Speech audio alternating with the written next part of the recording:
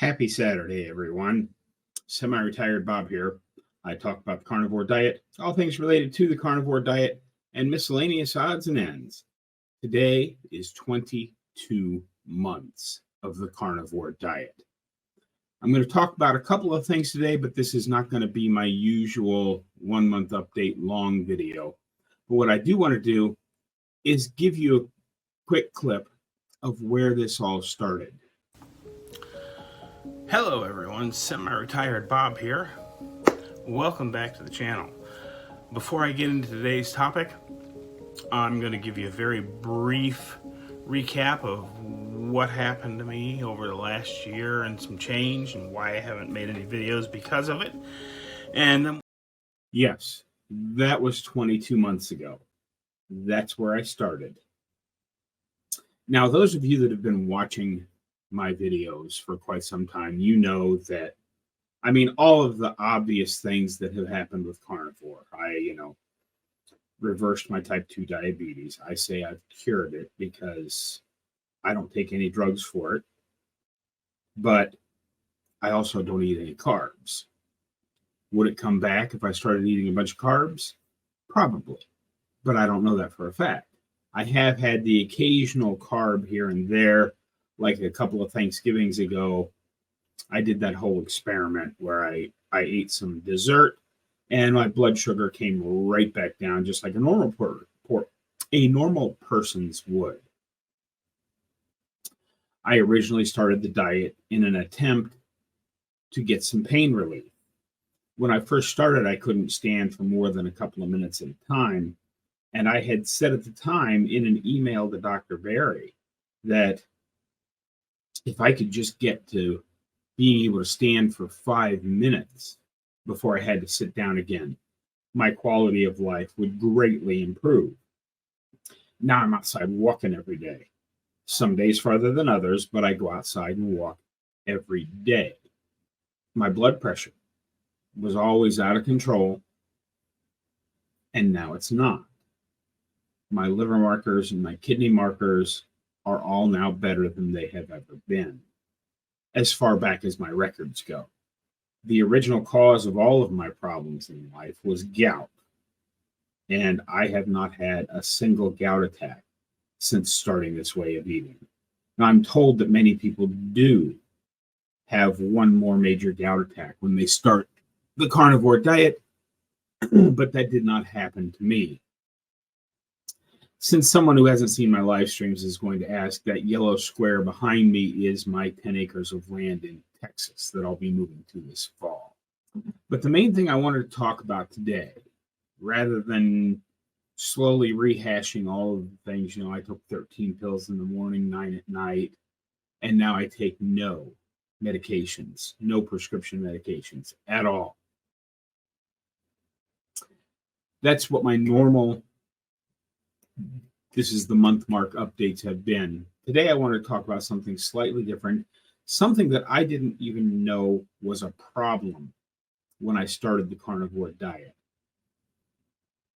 Because one of the first things I did the day before I started the carnivore diet, I trusted in the things that I was watching and reading about statins, and I stopped taking my statin the day before I started the carnivore diet. And as it's slowly happening, you don't realize it, but I was supremely depressed. I was sitting around the house waiting to die. I didn't realize that at the time. I thought that just the cycle of get up, take some pain pills, have some breakfast, start to move through the day, have another pain pill, have some lunch, have another pain pill. I thought that was just what my life had become. And getting depressed or any kind of mental disorder is such an insidious thing. Most of us don't realize that it was happening as it was happening. But now that I look back on it, I can see that I was supremely depressed, just basically not just sitting around waiting to die, but existing from one moment to the next. And now I have plans. You see the square of land behind me. I'm moving down there this fall. I'm going to build my own house and try to green up some sections of it for gardening. Not that I'm going to eat the garden stuff, but what I would like to do is create a garden that animals can eat, primarily chickens, rabbits, goats, maybe sheep. We'll see how it goes, one step at a time here. First thing I have to do is, shelter and water.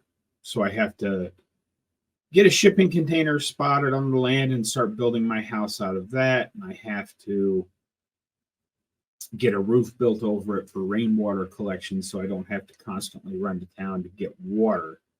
But I'm getting a little beyond the scope of today's video. Today's video, I'm talking about depression.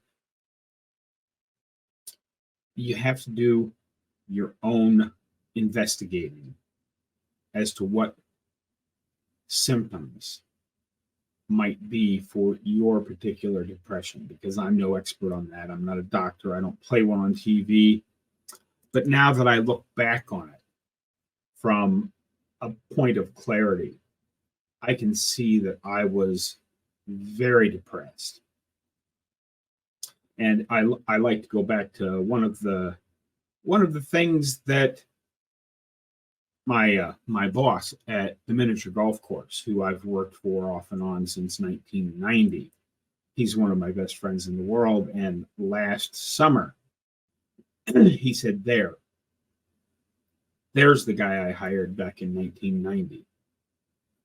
I didn't really know what he was talking about until we sat down and talked about it. And he's like, you just slowly been becoming not yourself over the last 10 years.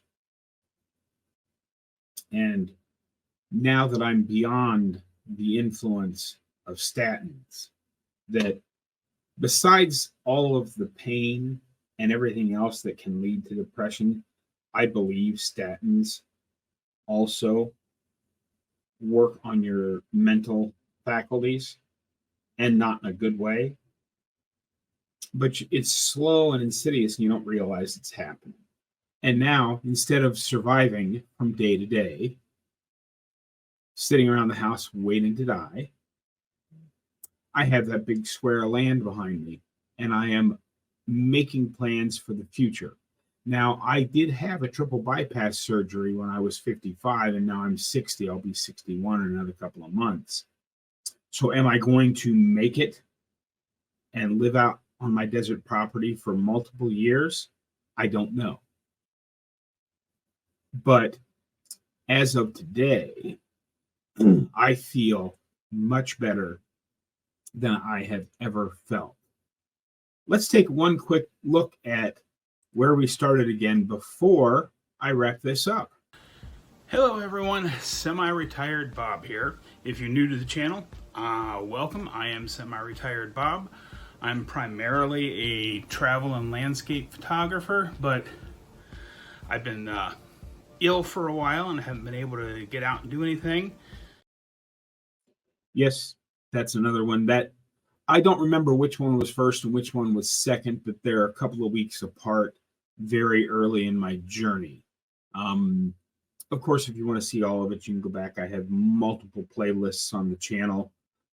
One quick note that I wanted to remind everybody of: I do have a members only live stream this Monday, the 11th. It's at 7 p.m. Central. So it will be right after Dr. Barry's Monday Night Live. So if you're a channel member and want to hang out, come hang out with me. We can talk about whatever you want to talk about.